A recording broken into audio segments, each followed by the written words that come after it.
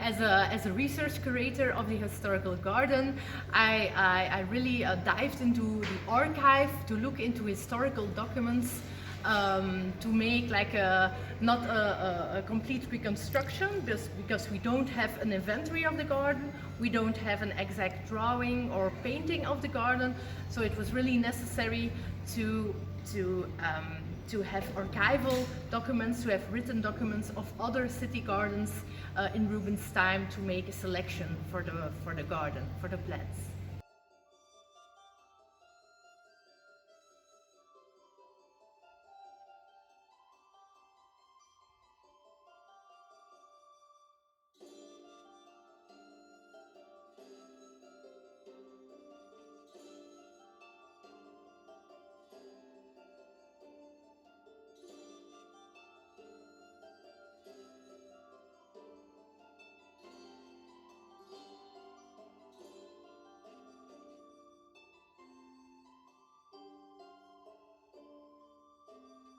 In lots of different documents, I found lost wills, inventories, but also accounts here in the city archive and in the archive of the Museum Plantin Moretus, which is a UNESCO World Heritage, so a very important archive.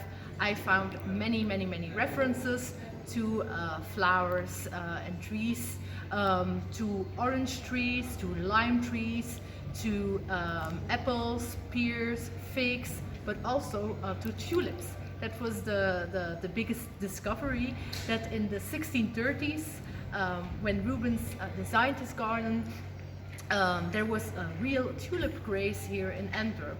And I knew, as a researcher, this phenomenon from the northern Netherlands, from Haarlem, Amsterdam, but we didn't know that also in Antwerp there was a big trade in tulips. So that's why we decided to plant more than 10,000 bulbs in the garden and 1,000 historical tulips.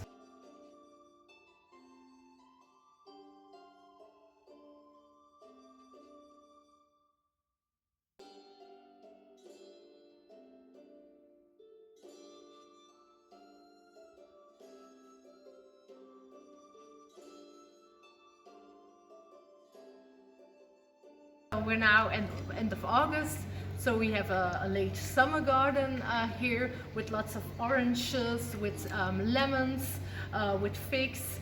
But in springtime also the garden will be really beautiful, and you will see all these fritillarias, you will see narcissus, you will see tulips in all colors flowering in our garden.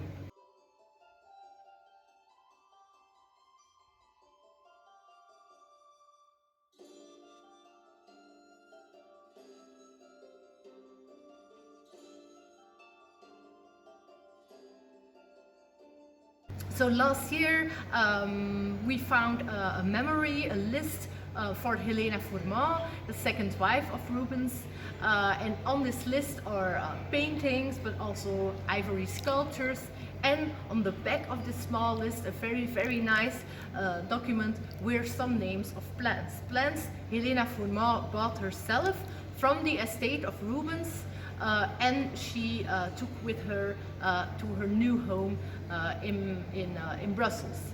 Among the plants were orange trees, and also one lime tree.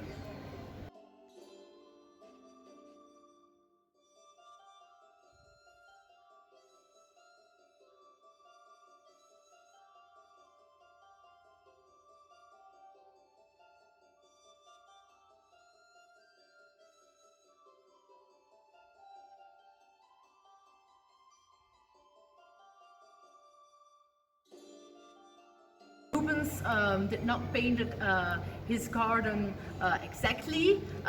We have one painting, The Walk in the Garden. It's a beautiful painting in München, in the Alte Pinakothek. And and you can clearly see that his own garden was a real source of inspiration. At the left of the painting, for example, you see our garden pavilion.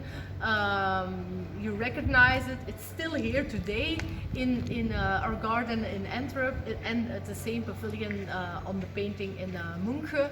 On the painting in Munchen, you also see the nice orange trees in the wooden tubs, which we have also today.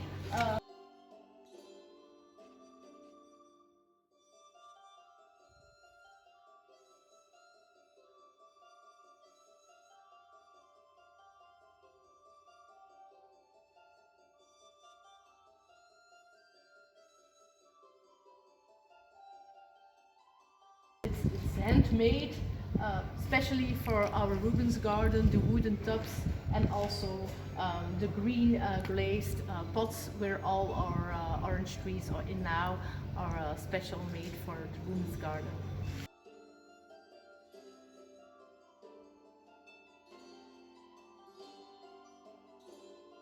Pots I found in Anduze, and Anduze is a small village in the south of France.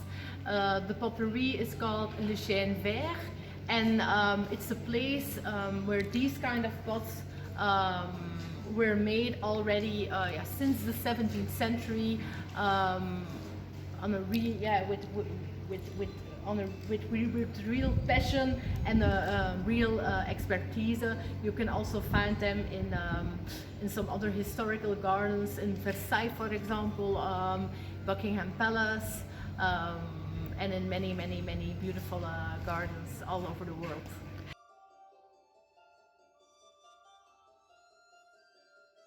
Rubens himself did not paint exactly his garden, so we looked also to other paintings. You have, for example, a painting by Jordaens, who painted the portico, but also Teniers, a colleague of Rubens, who painted in 1951 an elegant company before a garden pavilion. And that garden pavilion again is inspired by our garden pavilion today, by the garden pavilion designed by Rubens. And on that painting you see, for example, a fountain with a blue stone structure, which you can see today, but also a berceau, so a green wall near the pavilion. And that's for us, the painting of Teniers was the biggest source of inspiration to reconstruct the green berceau near the pavilion.